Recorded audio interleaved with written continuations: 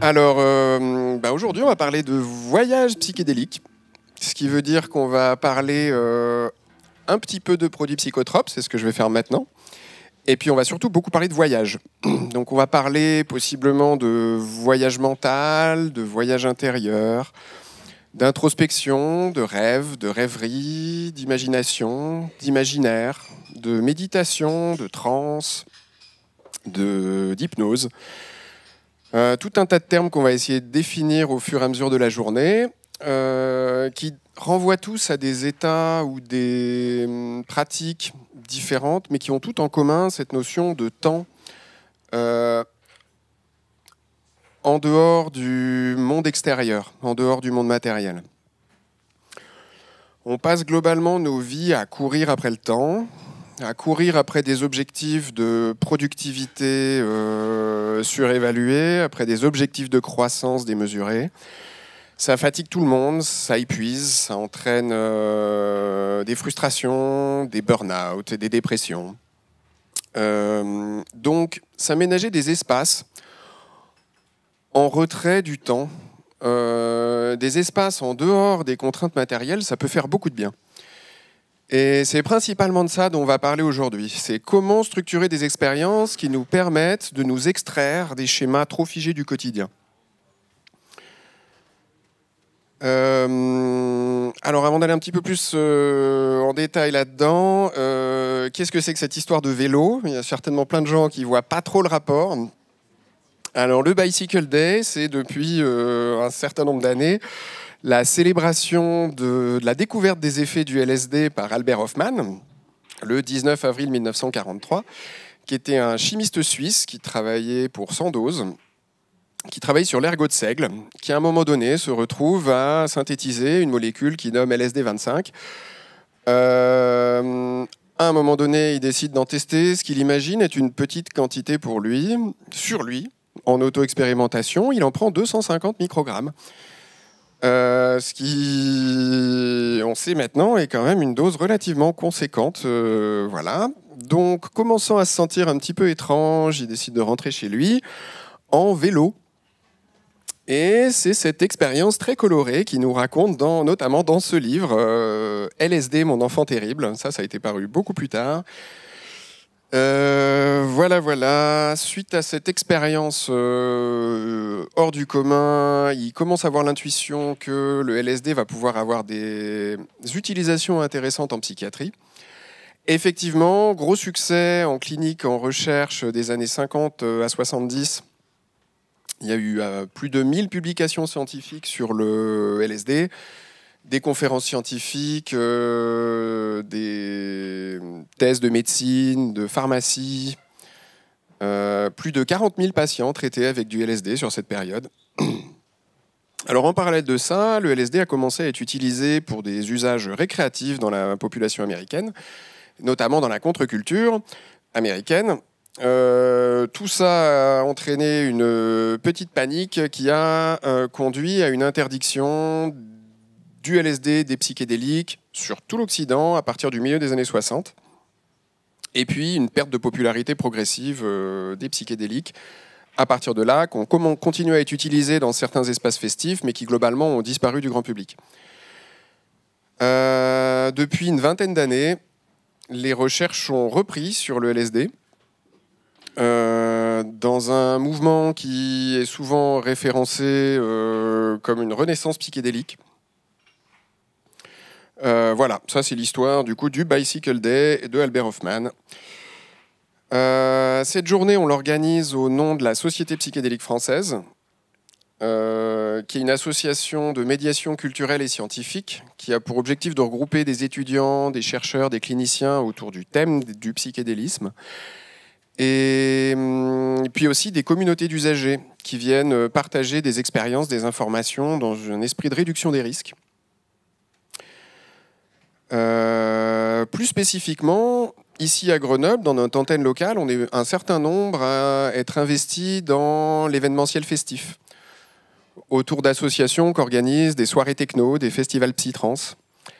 notamment avec l'association ADRA, qui est basée à Grenoble et qui organise le plus gros rassemblement en France tous les ans autour de la transpsychédélique, qui regroupe tous les ans 10 000 participants, 10 000 festivaliers, et 1000 bénévoles pour 3 jours de son non-stop. Et tant qu'être dans les présentations, moi je m'appelle François Tadel, je suis ingénieur de recherche en neuroimagerie, où j'étais. Ça fait 2 ans que j'ai pris pas mal de distance avec le monde de la recherche en neurosciences, et pour me rapprocher un peu de thématiques plus cliniques. Et je m'intéresse maintenant principalement à l'hypnose et aux psychédéliques. Alors, quand on parle de psychédéliques, on parle très majoritairement de produits classés stupéfiants, donc interdits par la loi. En les présenter sous un jour favorable, ça s'appelle de l'incitation, de la provocation à la consommation de stupéfiants. C'est puni de 5 ans de prison, 75 000 € d'amende. Donc, quand on parle de psychédéliques, il faut faire attention au cadre dans lequel on s'exprime. Le nôtre, c'est principalement celui de la loi santé de 2016, qui encadre les pratiques de prévention, dites de réduction des risques et des dommages, qu'on abrège souvent en RDR ou RDRD, qui nous autorise à diffuser de l'information et du matériel de consommation de drogue à moindre risque. C'est notamment tous les petits dépliants et manuels que vous avez peut-être vus sur la table à l'entrée. Ça, c'est un des petits manuels qu'on distribue. Le manuel de réduction des risques édité par la Société psychédélique française. Vous pouvez y jeter un petit coup d'œil sur la table à l'entrée dans la journée. Donc si je dézoome un petit peu pour faire une définition de ce que c'est que les psychédéliques, en repartant sur le cadre plus général des psychotropes, des substances psychoactives qui ont un effet sur l'esprit. On peut les classer de différentes manières. On peut classer ces substances psychoactives en fonction de leur mode d'action pharmacologique, ou bien en fonction de leur effet sur le corps ou sur l'esprit, ou bien en fonction de leur statut légal. Dans une logique de réduction des risques, on est souvent plus intéressé à classer les produits par effet. Et on se retrouve souvent à définir 3 groupes: les stimulants, les dépresseurs, les perturbateurs. Dans les stimulants, on va retrouver tout ce qui dope, qui donne de l'énergie, qui rend souvent très euphorique. Là-dedans, on retrouve la cocaïne, le crack, l'amphétamine, qu'on appelle souvent speed en milieu festif, la MDMA, qu'on retrouve dans des petits cachets colorés sous le nom d'ecstasy ou Taz, et puis des choses un petit peu plus standards, comme le thé, le café, le tabac. Dans les dépresseurs, on va mettre tout ce qui détend, qui relâche les muscles, qui diminue l'anxiété. En premier lieu, l'alcool, qui est de loin la drogue la plus consommée dans notre pays, suivi de près par les anxiolytiques, les benzodiazépines, et les somnifères. On peut aussi mettre là-dedans les opiacés, tous les dérivés du pavot qu'on utilise comme antidouleur. Et puis dans la 3e catégorie, perturbateurs, on va pouvoir mettre, c'est un peu plus fourre-tout, on peut mettre tout ce qui a des effets sur les perceptions, qui modifie les perceptions, mais sans qu'on puisse les classer clairement comme des stimulants ou des dépresseurs. C'est là-dedans qu'on va retrouver les fameux psychédéliques. Alors après, quand on parle de psychédéliques classiques, là, on bascule sur une classification par mode d'action pharmacologique. C'est toutes des molécules qui vont cibler un récepteur particulier à la sérotonine dans le système nerveux. Là-dedans, on va retrouver la psilocybine, qui est le principe actif des champignons magiques, qui poussent partout sur la planète, y compris en abondance à l'automne dans nos alpages. Le LSD, dont on a déjà parlé, qui était aussi synthétisé à partir de substances extraites d'un champignon. La DMT, qui est produite par un certain nombre de plantes et d'animaux, qu'on retrouve dans l'ayahuasca, qui est un breuvage rituel amazonien. Et puis la mescaline, qui est produite par des cactus en Amérique du Nord, en Amérique du Sud, et dont parle Aldous Huxley dans Les Portes de la Perception, par exemple, qui est un petit peu moins populaire en ce moment. Donc ces psychédéliques classiques, ces 4 molécules-là ont des effets un petit peu différents, mais globalement, beaucoup de points communs. Il va y avoir un certain nombre d'effets, des effets sensoriels, avec une modification, une amplification de tous les sens, la vue, l'ouïe, les sensations du corps, avec souvent des notions de synesthésie, de mélange entre les sens, avec par exemple, on peut avoir une succession de notes qui entraînent une perception de traînée de formes et de couleurs, des effets sur les émotions, avec une amplification forte des émotions qui sont vécues, des modifications de l'humeur et des effets cognitifs, donc des modifications de la pensée et de l'attention. Là-dedans, on va retrouver les sentiments de l'impression d'être perdu dans le temps, la déstructuration du temps, une altération de la perception du temps, une sensation de plonger dans un monde intérieur, une augmentation de la flexibilité psychologique avec une capacité accrue de mise à distance de certaines pensées, de certaines croyances. Une fascination pour les choses du quotidien, avec une capacité à rester pendant des heures devant des choses qu'on voit tous les jours, comme si on les voyait pour la première fois. Et puis, souvent, des sentiments d'unité, d'harmonie, de faire partie d'un grand tout. Et puis, tout ça s'enchaîne dans un grand voyage mental, corporel, qui dure d'une durée qui varie en fonction de la molécule et des dosages, qui peut aller de 10 minutes pour la DMT jusqu'à plus de 10 heures pour la mescaline. Il y a d'autres molécules parfois qu'on associe aux psychédéliques qui ont des effets, des modes d'action différents. Donc là, si on rebascule sur un classement par effet, une catégorisation par effet des substances psychoactives, et qu'on considère les psychédéliques plutôt par du côté des effets, on peut classer là-dedans la MDMA, qui est un stimulant, mais qu'on qualifie souvent d'entactogène ou d'empathogène, qui stimule l'empathie, le contact social, et la kétamine, qui est un médicament qui est très utilisé à l'hôpital et en soins d'urgence comme anesthésique et comme analgésique, et pour lequel il y a depuis 2020 une autorisation de mise sur le marché pour des usages dans la prise en charge des dépressions résistantes et des crises suicidaires. Alors, il y a des effets indésirables à toutes ces molécules. Elles peuvent entraîner des nausées, du stress, des attaques de panique, de l'angoisse, de la peur, une désorganisation cognitive qui peut aller jusqu'à une dépersonnalisation, de la déréalisation, avec des effets qui peuvent parfois durer dans le temps, bien au-delà des effets chimiques de la molécule dans le corps. Donc, il y a des risques. Il faut faire attention à ce qu'on fait avec. Ce qu'on observe, c'est que les notions de dangerosité, par contre, autour des psychédéliques, sont souvent surévaluées dans la population, dans le grand public. Globalement, pour les psychédéliques classiques, on considère qu'il n'y a pas de notion d'addiction, qu'il n'y a pas non plus de notion de dose toxique, il n'y a pas de notion d'overdose avec les psychédéliques. Avec la MDMA, la kétamine, c'est un petit peu différent. On a des risques de surdose qui sont légers et des risques d'addiction qui sont réels, par contre. Alors, risque d'addiction réel, mais à relativiser par rapport aux autres molécules qu'on a l'habitude de consommer dans la société. Globalement, psychédéliques, MDMA, kétamine se retrouvent toutes dans les classements de dangerosité des drogues, plutôt dans le bas des classements, ou au moins dans la deuxième moitié.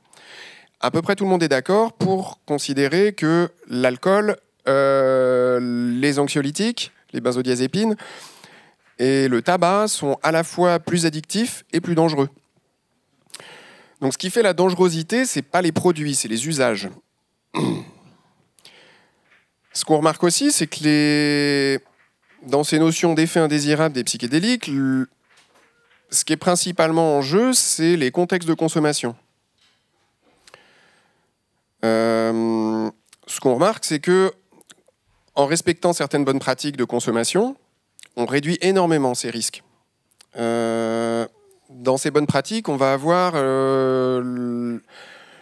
la notion de connaître les contre-indications d'usage des molécules, faire attention à tester les produits, bien connaître les notions de dosage et de fréquence, et puis surtout faire attention au cadre d'administration. Pour parler de ce cadre, on se retrouve souvent à utiliser l'expression set and setting. Le set, c'est le mindset, l'état d'esprit.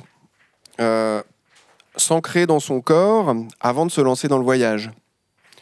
Bien prendre le temps de définir où est-ce que j'en suis dans ma vie, où est-ce que je cherche à aller, pourquoi je suis en train de faire ça. Le setting, c'est tout l'environnement technique qu'il y a autour de la consommation. Ça va inclure le lieu, la musique, la lumière, l'environnement social, le contact physique, l'alimentation, est-ce que je vais manger avant, pendant, après.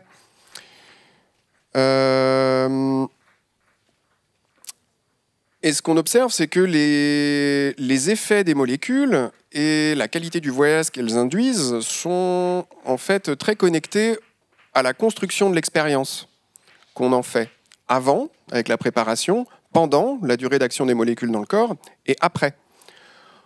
On encourage les gens à prendre un temps pour réfléchir, pour prendre le temps d'intégrer ce qui s'est passé, les expériences qui sont survenues, donc du coup dans une phase qu'on appelle intégration, de prendre le temps d'intégrer ça dans son récit de vie.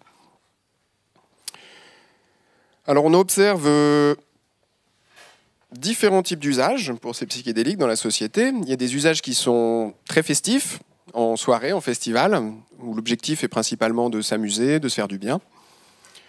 L'usage du psychonaute, le voyageur de l'esprit, les explorateurs de la conscience, des limites, des capacités, des perceptions humaines.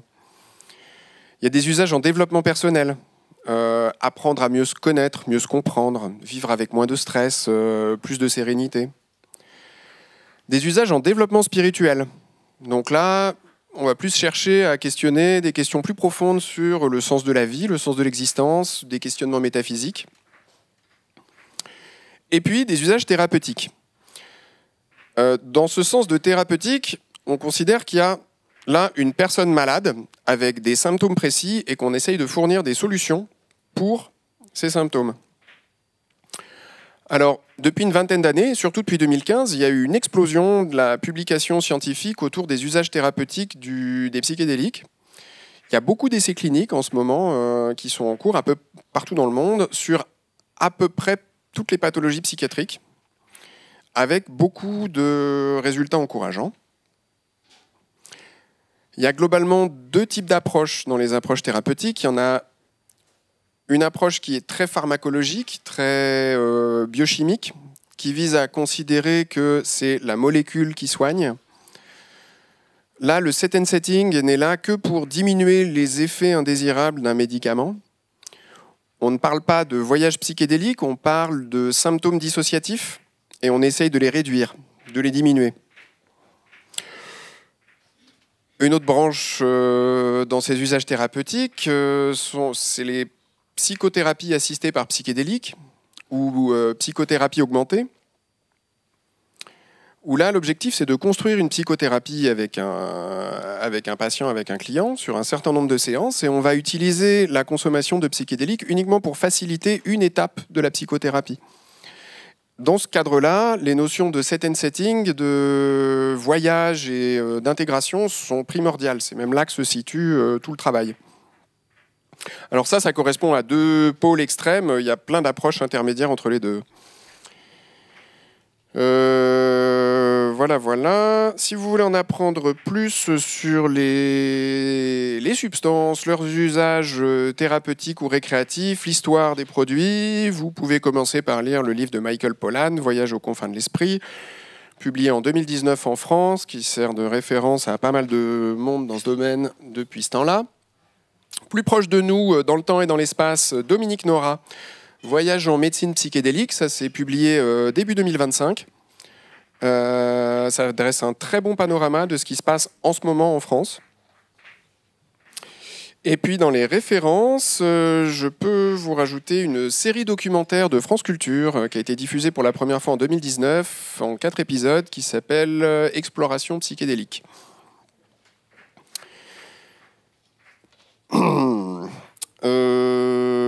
Voilà. Toutes ces... Donc, ce qu'on peut remarquer, c'est que dans ces différents types d'usages, à part les usages strictement pharmacologiques, tous les autres recherchent une expérience. Prendre de la distance par rapport à l'ordinaire, faire un pas de côté dans sa vie, enrichir sa palette d'émotions et de sensations.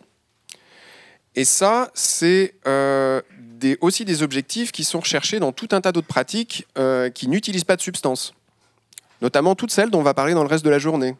La méditation, l'hypnose, la respiration holotropique, la danse. Et puis on peut en rajouter plein d'autres de pratiques, des pratiques de mouvement, des pratiques de respiration, de massage, de posture. On peut penser au yoga, au qigong, à la transcognitive auto-induite de Corinne Sombrin, à l'EMDR. Il y en a beaucoup, en fait, des pratiques qui visent à induire des états de conscience différents pour faire du bien. Et là qu'on parle de bien-être, de prévention ou bien de soins cliniques. Toutes ces pratiques, on pourrait aussi les inclure dans le cadre un petit peu plus large des pratiques psychocorporelles. Parce qu'elles visent toutes d'une certaine manière à essayer de reconstruire une forme de connexion entre ce qui se passe dans le corps, les émotions, les sensations, et puis ce qui se passe dans la tête. Les pensées, les attentes, les interprétations, les croyances, les ruminations, avec des objectifs, avec des bénéfices sur le stress, la régulation émotionnelle, la qualité du sommeil, les pathologies psychosomatiques. Voilà. Si vous voulez en apprendre plus sur les pratiques psychocorporelles, je vous recommande ce guide des pratiques psychocorporelles, écrit par Isabelle Célestin-Lopiteau et Pascal Vanquet-Thibault. Ça, c'est la 2e édition de ce manuel, publié en 2018. Ça donne un très bon panorama des indications, contre-indications, bénéfices et risques de différentes pratiques pour tout un tas de pathologies. Et puis voilà, une fois qu'on a pris conscience de ces parallèles entre les psychédéliques et les pratiques psychocorporelles, on peut aussi réfléchir à construire des synergies entre les deux. On peut par exemple réfléchir à utiliser des pratiques qui viennent de l'hypnose ou de la mindfulness pour aller cadrer, enrichir, guider des expériences psychédéliques avec substance. On peut aussi réfléchir à utiliser les psychédéliques comme une amorce, comme une manière de faire un premier pas dans un nouvel espace de relation au monde, une nouvelle manière d'entrer en relation avec le monde et à soi-même. Et ensuite, dans un deuxième temps, d'apprendre à retrouver ce chemin vers ces états avec des pratiques qui demandent un petit peu plus de travail, un petit peu plus d'entraînement, mais moins de béquilles chimiques. Une fois qu'on connaît le chemin, une fois qu'on connaît la destination, c'est beaucoup plus facile de la retrouver. Voilà. Alors en 2025, dans quoi on peut s'engager si on est intéressé par tout ça? Eh bien, travailler à autoriser l'usage médical des psychédéliques.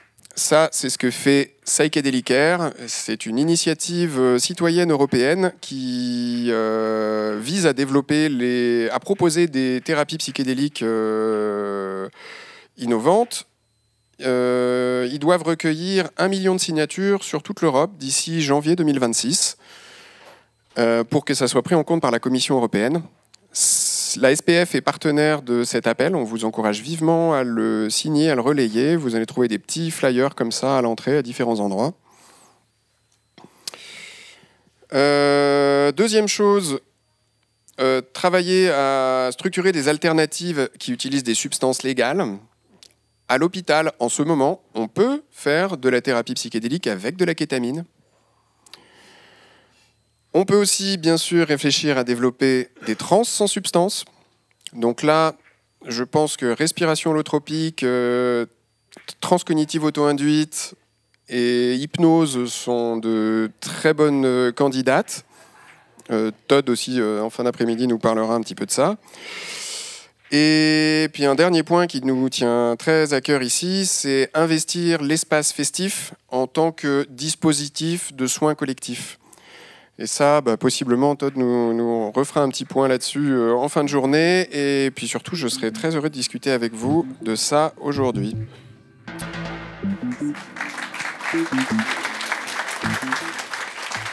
Donc bonjour à tous, à toutes. Vous m'entendez? Même au fond, j'ai pas une voix qui porte beaucoup, donc merci. En écoutant François, en fait, je me suis dit, il y a une info qu'il faut que je donne. Donc en préparant cette journée, ce que j'avais à vous dire, j'ai lu pas mal de choses et une des choses qui m'a interpellée, c'est qu'en fait, si on regarde les chiffres dans la population, bon, c'est des chiffres qui viennent des États-Unis, mais je pense que ça vaut pour les populations européennes. On est à peu près 17% à consommer des psychédéliques et l'équivalent à faire de la méditation. Voilà. Ça donne une idée un peu. Bon, voilà, 30% de la population qui pratique ces deux techniques-là. Moi, je fais partie de la deuxième. Je ne connais pas les molécules psychédéliques. C'est pas quelque chose qui a croisé mon chemin, tout simplement. Et par contre, oui, la méditation, c'est quelque chose qui m'occupe souvent.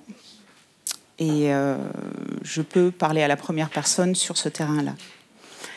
Mais ce que j'ai à vous dire pour maintenant, c'est plutôt qu'est-ce que c'est que la conscience et qu'est-ce que c'est que les états de conscience modifiés. Voilà. On va chercher plutôt à définir ces termes-là ensemble. Et je finirai par éventuellement les bienfaits qu'on peut en tirer, pour faire des grandes catégories. François en a parlé un peu, mais je reviendrai sur des points qui me paraissent essentiels. Donc la conscience, déjà, qu'est-ce que c'est? Comment ça fonctionne? Et là, je pense qu'il faut commencer par essayer de comprendre comment notre cerveau fonctionne. Ça va être le point d'ancrage de toute la suite de mon discours. Donc le cerveau, en fait, c'est une machine à créer des représentations du monde. Si je vous demande, est-ce que vous avez une vision objective du monde qui vous entoure? Peut-être que la majorité d'entre vous va me dire oui. Et en fait, je vais vous dire non. Parce qu'en fait, si moi je vois là des végétaux, ici des lustres, une chaise, etc., c'est parce que j'ai grandi et j'ai appris que tout ça, ça pouvait potentiellement être ça. C'est comme si, en fait, on faisait des hypothèses systématiques pour reconstruire le monde qui nous entoure, qu'on perçoit avec nos sens. Ça, c'est la base qu'il faut bien comprendre au démarrage. Et de la même façon, si par exemple il y a une corde au sol ici, je ne vais même pas la voir. Oui, je la vois. Mes yeux vont la voir. Par contre, mon cerveau ne va pas l'enregistrer. Je n'ai pas besoin d'une corde en ce moment. J'ai besoin d'être concentré et de vous délivrer un discours. Par contre, si je suis en train de faire des travaux chez moi et que j'ai besoin d'une corde, je vais peut-être m'y intéresser. Et là, je vais penser à sa taille, sa couleur, etc. Je vais me dire, où est-ce qu'ils l'ont trouvé? Peu importe. Ça va, ça? Si je suis sur un chemin qui a exactement la même corde au milieu du chemin, et que dans mon histoire personnelle, il y a un imbécile qui m'a mis un serpent autour du cou, et que ça m'a créé une frayeur incroyable, et cette corde au milieu du chemin, ça va être un serpent dans mon esprit. Et effectivement, je vais ou rentrer en crise de panique ou sauter sur le côté parce que du moment où mon regard va croiser cette chose sur le chemin, ça va déclencher en moi un mouvement de recul. Ça va? Donc effectivement, notre façon d'analyser le monde, c'est une construction. Et cette construction, elle s'opère en permanence. Qu'est-ce qui nous guide dans cette construction? Ce sont nos sens, tous nos sens, bien sûr. Et par là même, il se passe beaucoup de choses dans le domaine complètement inconscient. Donc, ces différentes représentations mentales qui s'opèrent en permanence dans mon esprit ne vont pas forcément venir à ce niveau supérieur qu'est la conscience. C'est parce que j'ai besoin d'une corde que je vais voir cette corde. C'est parce que dans le passé, il y a un serpent qui m'a été mis autour du cou, que ça m'a fait une frayeur incroyable, que je vais paniquer sur ce chemin. Ça va? Voilà, c'est ça la conscience. C'est un niveau supérieur qui fait que parmi toutes les informations qui tournent en permanence, toutes ces opérations mentales qui sont en moi, il va y avoir un accès. Il va y avoir un accès et donc je vais prendre conscience de quelque chose. Maintenant, de quoi on parle quand on parle d'état modifié? On parle de quelque chose qui dévie par rapport à un état de base qui va être ce que je vais appeler un état de veille, qui est l'état dans lequel on est, vous et moi, maintenant. Vous êtes attentif à ce que je dis, je suis attentive à votre réaction quand je parle, et ça, c'est un état de veille. Je suis capable, à la fin de la journée, d'expliquer, il s'est passé ci, j'ai pensé ça, il y a eu tel événement, j'ai ressenti ça, etc. Cet état de veille va être modifiable et on fait tous, effectivement, l'expérience du sommeil, par exemple, des rêves. Et vous allez me dire, est-ce que je suis dans un état conscient ou pas quand je dors ou quand je rêve ? Voilà, peut-être certains d'entre vous vont me dire non, je suis absolument complètement inconscient quand je dors. D'autres qui vont me dire j'ai quand même un peu conscience des choses quand je rêve. Donc là, suivant les définitions, on va parler d'état conscient ou pas. Et ma classification préférée, c'est celle qui vient des yogis, qui disent en fait il y a 4 états de conscience. Il y a l'état de veille, donc cet état ordinaire. Il y a l'état de sommeil, pour eux c'est un état conscient. Il y a l'état des rêves. Et puis, il y a un 4e état, que je ne vais pas traduire en français parce qu'on n'a pas le mot, qui s'appelle Turiya. Et cet état-là, c'est en fait un mélange entre la veille, le sommeil et les rêves. Ce 4e état, on va ou pas en faire l'expérience dans sa vie. Et quand les gens en font l'expérience, ils sont très surpris, parce que ça ne correspond plus à rien de ce qu'ils enregistrent ou dont ils ont conscience dans leur parcours. Comment cet état survient ? Est-ce que c'est de ça qu'on parle quand on parle d'état de conscience modifié ou d'état de conscience non ordinaire ? Je pense que oui, bien sûr, sinon je serais par là pour vous en parler. Et comment tout ça est classifié par les scientifiques ? C'est quoi les états de conscience modifiés ou non ordinaires ? Déjà, on voit bien que si on parle d'état de conscience modifié, on parle d'une modification qui est induite. Donc parmi les classifications, au global, j'en ai compté plus de 22. Donc, ça vous donne une idée de la littérature scientifique, ça vous donne une idée aussi voilà, de ce que les gens essayent de classifier quand on parle de ces états modifiés. Donc, modifiés par quoi ? Il y a un inducteur, il y a quelque chose. Et puis, non ordinaire, peut-être que les gens n'arrivent pas à reporter un événement ou une drogue ou un processus, une technique qui les envoie dans cet état différent de l'état de veille. Comment ces différentes classifications sont organisées ? En fait, elles vont dépendre de qui fait l'étude. Donc, si je suis psychologue, si je suis médecin, si j'étudie la spiritualité ou si j'étudie, que sais-je, on ne va pas classifier exactement les choses de la même façon. On va parler effectivement d'une gamme de modifications de cet état de veille qui est semblable, mais les mots pour en parler ou les échelles qui vont être choisies vont être différentes. Et donc, ça va parler de quoi ? Si. Ça va parler de qualité. Qu'est-ce que les gens peuvent rapporter de ces modifications ? Ça va parler éventuellement de substances. Quelles sont les substances et qu'est-ce que ça va changer en termes d'intensité, par exemple ? Ou encore de quantification. Quelles sont les modifications qu'on peut observer, par exemple, dans le cerveau quand on va modifier ceci ou cela ? Je réfléchis à ce qui me manque dans mon discours. Voilà, ça donne déjà une bonne idée.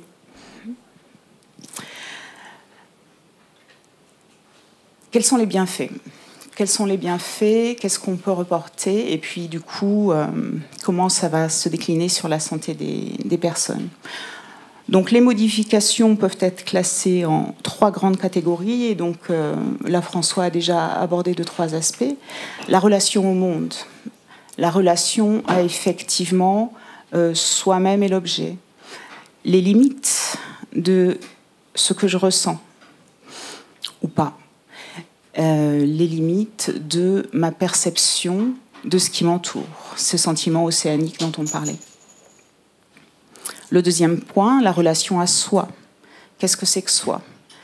Comment je définis qui je suis et les expériences que je peux rapporter. Ça, c'est un deuxième point. Le troisième point, qui est également très important, c'est la relation à la douleur et à la souffrance. La relation à la douleur, c'est une chose. Ce que je ressens est réel et est bien là. Par contre, ce que j'en fais et comment je le vis, ça va se modifier, ça va se transformer énormément. Voilà. Donc à partir du moment où effectivement ces 3 catégories sont en jeu, quel est l'impact sur la vie des gens ? C'est bien sûr le stress, la dépression, la façon dont on peut voir vivre les événements, le lien à ses émotions, comment j'accueille les émotions en moi, qu'est-ce que j'en fais, l'intensité de ces émotions, comment je vais pouvoir les moduler ou pas. Voilà, c'est pour une vision très globale des choses. Je pense que je vais m'arrêter là, François.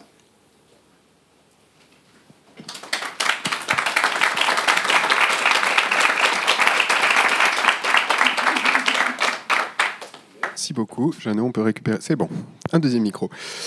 Et voilà, en fait, on va maintenant vous écouter pour lancer une discussion. Si vous avez des questions à me poser à moi, à poser à Anne, est-ce qu'il y a... Alors, en attendant que ça circule, il y a une petite référence que j'ai oubliée à la fin. Boom Boom, politique du dance floor, d'Arnaud Hidelon, publié début 2025. Fantastique. Oui, j'avais une question sur la différence entre un état de conscience modifié et un état de conscience élargi, au sens où on ne perd pas conscience quand on fait ces expériences. Oui, modifié, ça veut juste dire qu'il y a des variations par rapport à l'état de veille. D'accord ? Donc élargi, ça va être cette idée de limite, en fait. Où sont les limites et comment elles s'effacent quand on est dans ce voyage intérieur. Donc c'est une des modifications qu'on va pouvoir reporter dans les états de conscience non ordinaires. Tout à fait. Après, ça fait aussi référence à différentes pratiques, différents champs. État de conscience élargi, c'est quelque chose qu'on va beaucoup entendre en hypnose, ou qu'on va entendre, ça va être la terminologie de François Roustan en hypnose, par exemple. Voilà. État de conscience modifié, on est sur des choses qui sont plus techniques, peut-être. C'est ça. Si on est dans le vocable méditatif, ça doit être plus la non-dualité, la dissolution des frontières. Si on est dans un langage psychédélique, ça va être plutôt le sentiment océanique, j'imagine. J'imagine que ces choses sont comparables. Mais après, il faudrait qu'il y ait une personne qui puisse témoigner de toutes ces expériences pour pouvoir les comparer à la première personne. C'est compliqué, ça. J'avais une question. Je me demandais si vous pouviez dire un mot sur la réalité. Je suis là. Sur la réalité, enfin les signes physiologiques ou en imagerie cérébrale associés aux états de conscience modifiés. Si vous pouviez commenter un peu sur l'état de l'art scientifique là-dessus. Bien sûr, oui. Donc la catégorie dont je peux témoigner, c'est vraiment la catégorie méditative parce que c'est celle sur laquelle j'ai le plus lu, et toi tu pourras peut-être commenter sur ce que tu as lu sur les molécules psychédéliques. C'est vraiment déjà à l'instant T, quand une personne médite, que ce soit un novice ou un grand pratiquant, on va pouvoir observer dans le cerveau des modifications de l'activation des différents réseaux neuronaux. Ça, c'est une première observation. L'autre observation, c'est qu'effectivement, avec le temps de pratique, avec les heures de vol, je vais appeler ça comme ça, il y a des changements structuraux en fait, qui s'opèrent dans les réseaux neuronaux. Donc, suivant les techniques méditatives que les gens emploient, ça va être plutôt tels paramètres qui vont être modifiés ou tel autre. Mais au global, il y a certains réseaux corps vraiment qui, eux, sont modifiés quelles que soient les techniques.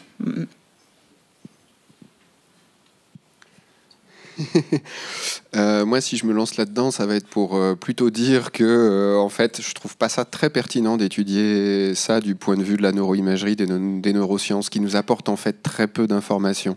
Il y a À partir du moment où notre expérience change, forcément, nos neurones qui supportent, qui font fonctionner cette machine à vivre, à sentir, forcément leur activité va être différente. C'est trivial. C'est une évidence pour toi, mais pas pour tout le monde.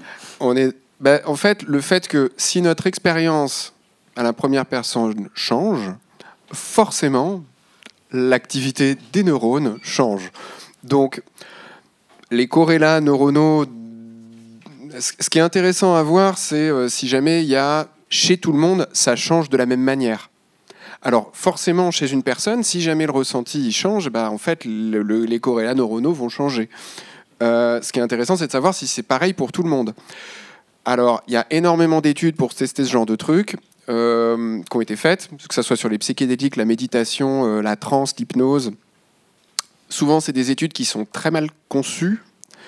En fait, pas forcément très mal conçues. Il y en a qui sont bien conçues, mais elles sont publiées sur 10 sujets, 20 sujets, qui sont tous des étudiants blancs dans un sous-sol d'une université américaine.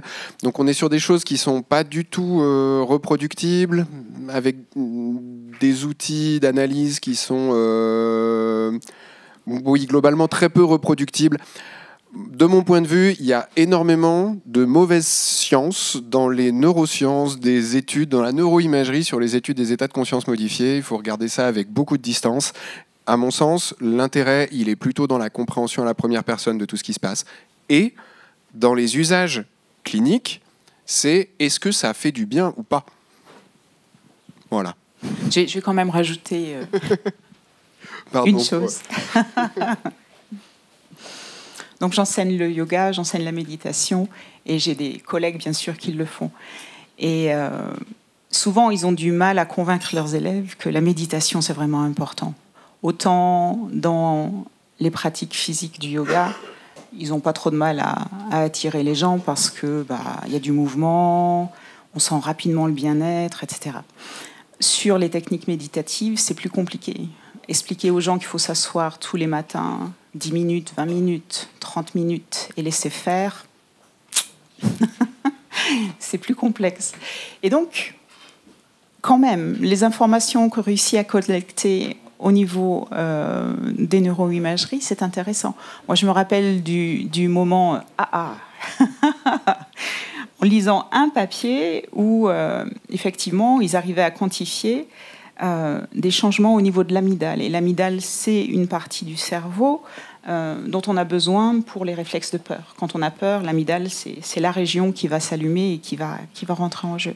Et donc, quand on compare les populations de gens naïfs et de gens qui ont médité pendant déjà un petit moment, on voit qu'il y a des modifications en fait dans cette structure-là.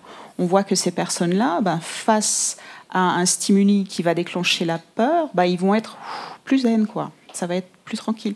Voilà, donc ça, c'est des choses, même si je suis d'accord avec toi, il y a des limites à l'approche scientifique sur le cerveau, et oui, les gens devraient déjà faire confiance en leur corps et effectivement s'approprier leurs sentiments à la première personne, et ça, c'est très important, hein, ça, je partage vraiment ça.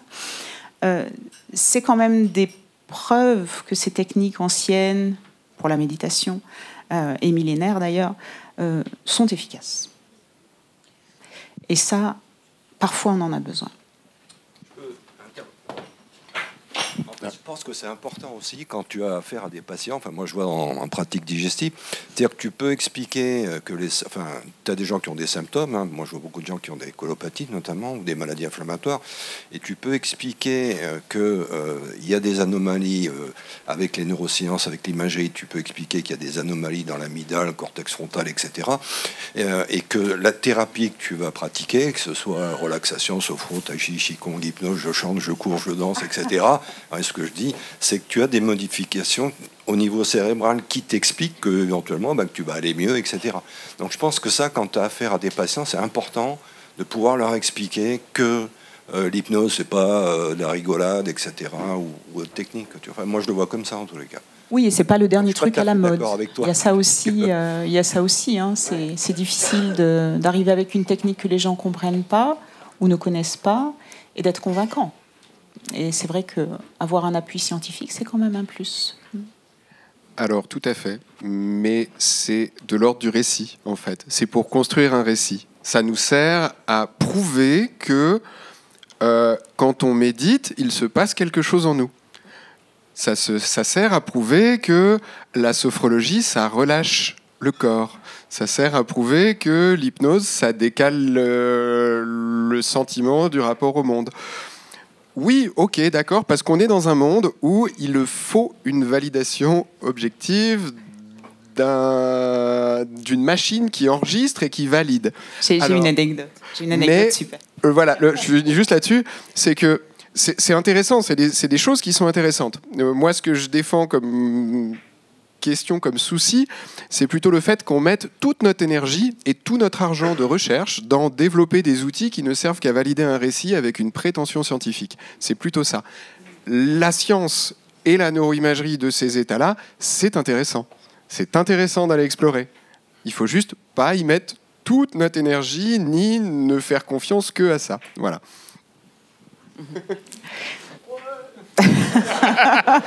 Alors le ouais venait d'un pharmacien. Ouais, j'ai une anecdote parce que ça, enfin pour moi c'est un parallèle très très intéressant. Donc je donne des cours de yoga et donc les montres connectées, vous voyez l'importance que j'y attache. J'en ai pas. Les montres connectées peuvent vous donner une idée de votre fréquence cardiaque. Enfin, il y a plusieurs paramètres comme ça qui sont mesurés. Et donc j'ai une de mes élèves, j'en ai deux en fait, qui ont ces montres au poignet tout le temps. Et un jour, il y en a une qui vient me voir. Regarde, pendant la relaxation finale, ce qui m'est arrivé, il y a ça, ça, ça et ça. Je dis, mais tu le sens pas en fait Allez Laurent, ça fait longtemps. Alors, le micro. c'est surtout pas pour alourdir la barque scientifique, mais quand même ce qui se passe, c'est quand même super intéressant. Et Oui.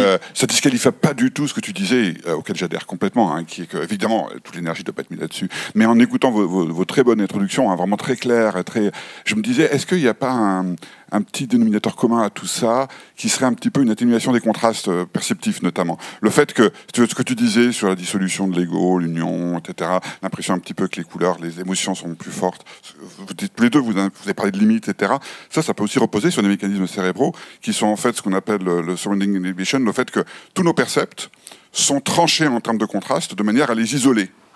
Si on réduit ce contraste, et en fait les catécholamines ont ce rôle-là dans le cerveau, de contraster je sens une émotion, elle est contenue, en gros, c'est presque homéostatique en fait, hein, c'est pour pas être débordé, tout ça a des limites. Si je dissout un petit peu ces limites, si j'efface un peu les contours, si je rentre dans du sfumato, eh ben, je pense que ça ressemble un petit peu à ce que vous décrivez, Ouais, je pense que tous les c'est ça. deux. Ouais, je ouais. ne sais pas ce que vous en pensez. Voilà. Alors, dans les très très grands méditants, en fait, alors on va devenir un peu technique, je m'excuse auparavant pour les gens qui ne s'intéressent pas trop à la technique. Donc on a deux réseaux, le réseau de la salience et le réseau du DMN, qui sont deux réseaux neuronaux qui, chez une personne lambda, vont s'activer de façon alternative. C'est-à-dire qu'on ne les voit jamais travailler ensemble. Et donc, dans les techniques de méditative, on entraîne ces réseaux. On passe du DMN au réseau de salience, etc. On passe beaucoup de temps dans ces boucles-là. Et chez les très, très, très grands méditants, les deux s'allument ensemble. Et ça, c'est quelque chose qu'on ne voit jamais chez d'autres personnes. Donc, oui. Cette histoire d'effectivement passer d'une activité à l'autre, oui, ça s'efface. C'est ça. On a le temps pour une dernière question. Quelle heure est-il ? Il est moins 5. Une dernière. Et après, on prendra un petit temps de méditation pour mettre tout ça en pratique. Bonjour, je voulais savoir votre recherche. Vous êtes chercheuse au CNRS.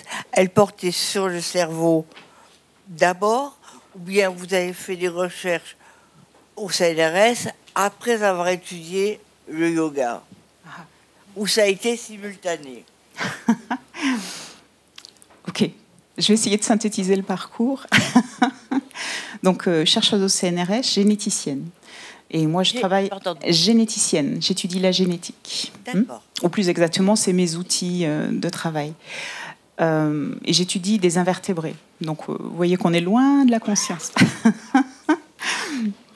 Par contre, je fais un burn-out à un moment donné sur mon parcours parce que, voilà, il faut performer. C'est un peu l'introduction de François. Hein. C'est un métier difficile quand même, à un certain niveau.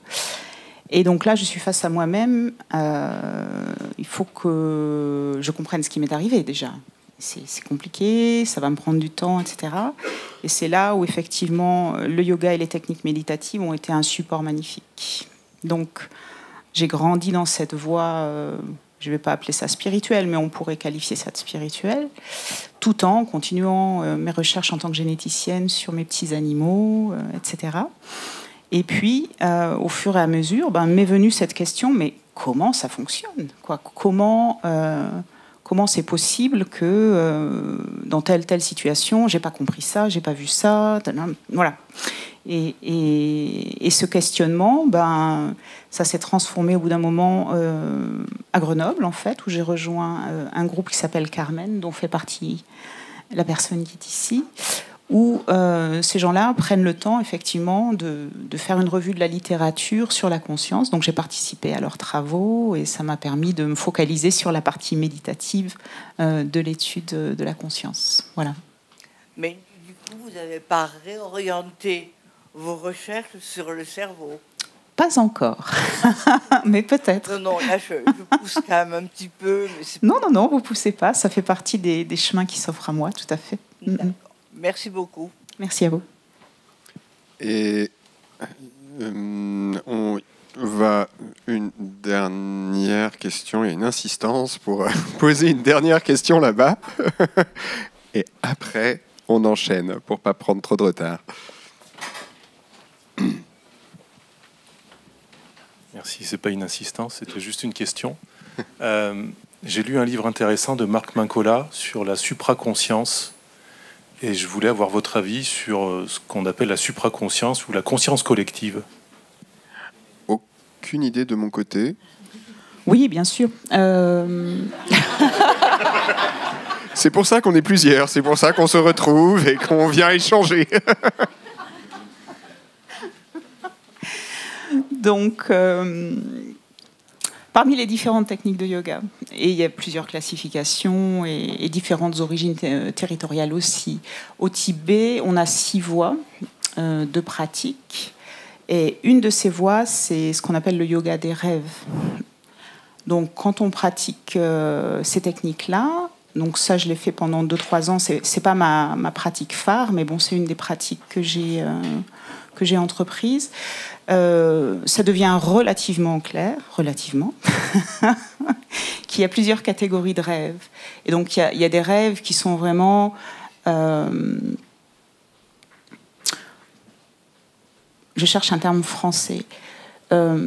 Qui sont vraiment... on rejoue, en fait, ce qui nous est arrivé dans la journée, par exemple. Donc... ça va être un peu différent, les scènes vont changer ou quoi, mais bon, on voit bien qu'on est en train de tourner autour du pot, il s'est passé un truc, j'ai peut-être pas dit ce que je voulais dire à ce moment-là, ou il s'est passé ça, enfin bref, ça. Et puis, il y a des rêves où il va y avoir des messages.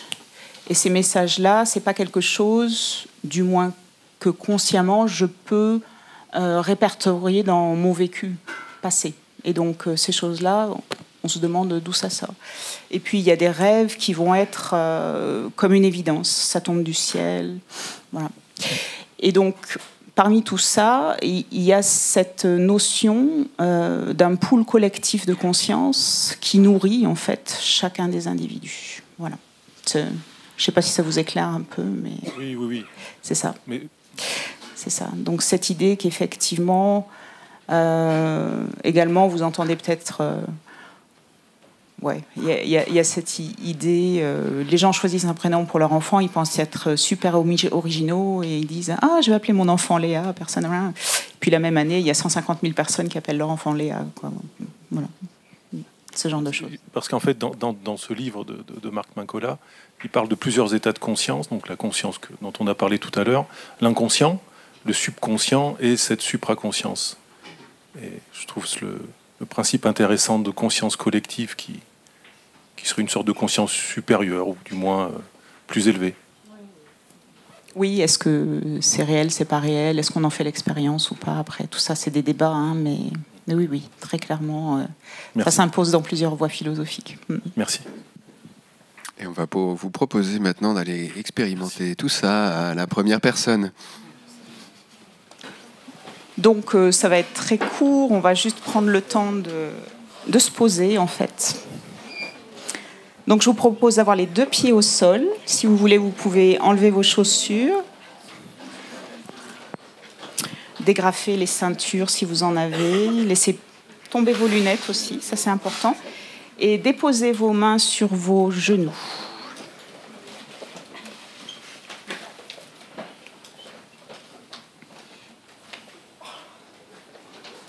Et dans un premier temps, on va se contenter de poser son attention sur le bord externe des narines. On peut fermer les yeux.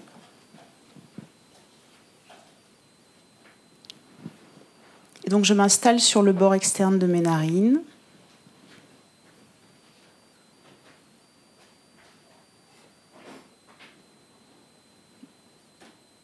Et je ressens la colonne d'air qui rentre et qui sort par les narines.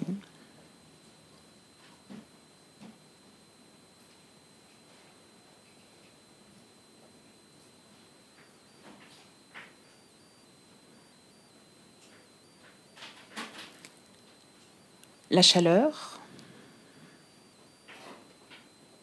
l'air frais qui rentre, l'air chaud qui sort.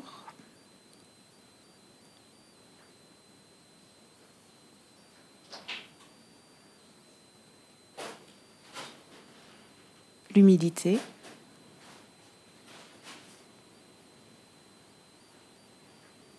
L'air sec qui rentre, l'air humide qui ressort.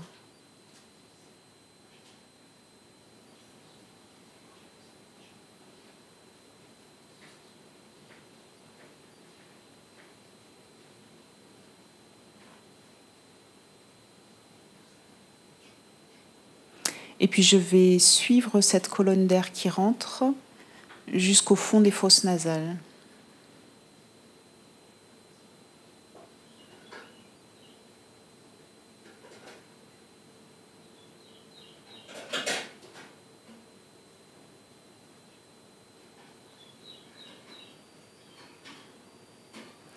Et puis je vais suivre cette colonne d'air qui rentre jusqu'à l'intérieur de mon buste. Et je vais m'installer maintenant en conscience sur un point qui bouge dans mon buste avec l'air qui rentre et l'air qui sort.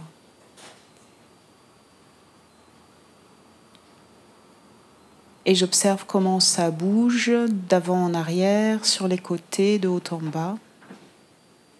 Je fixe mon attention sur ce point et je regarde comment son mouvement est couplé avec l'air qui rentre et l'air qui sort.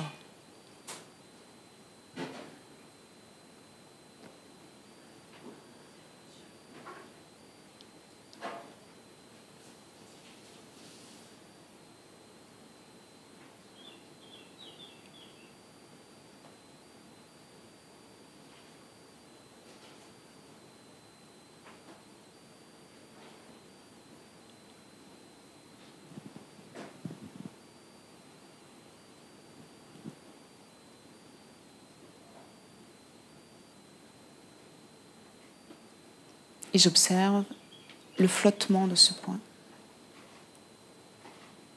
son va-et-vient.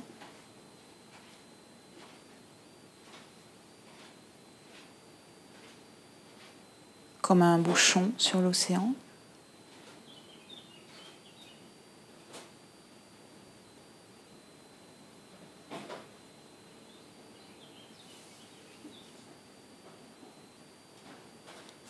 Comme une vague.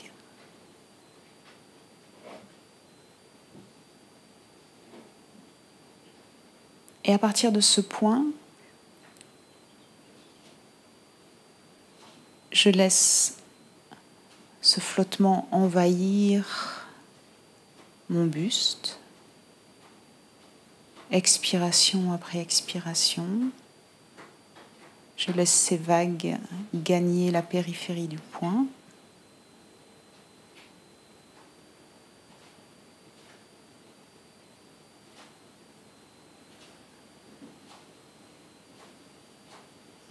Envahir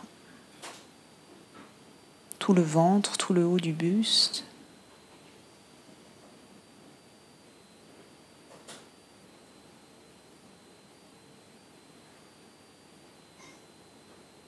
Et puis laisser cette vague entrer à partir des hanches dans les jambes. jusqu'au bout des orteils.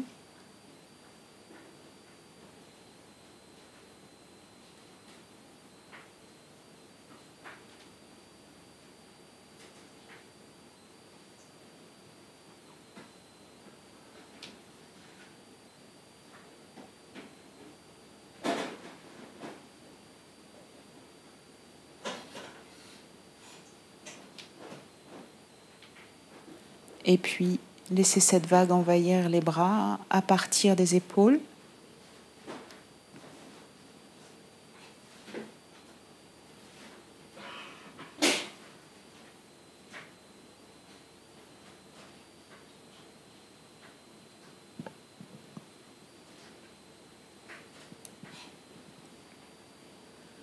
Et puis, laissez cette vague envahir la tête à partir du cou jusqu'au sommet du crâne.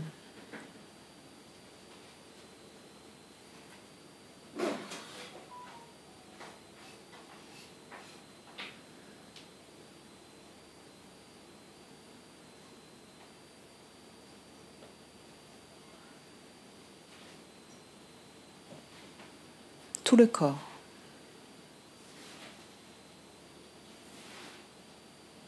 Tout le corps qui respire comme une vague.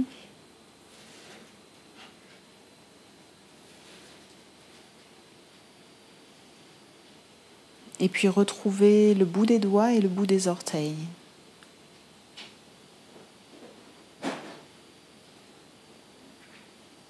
Et à partir du bout des doigts, à partir du bout des orteils, vous allez pouvoir réinstaller du mouvement. Respirer peut-être un peu plus large et réouvrir les yeux.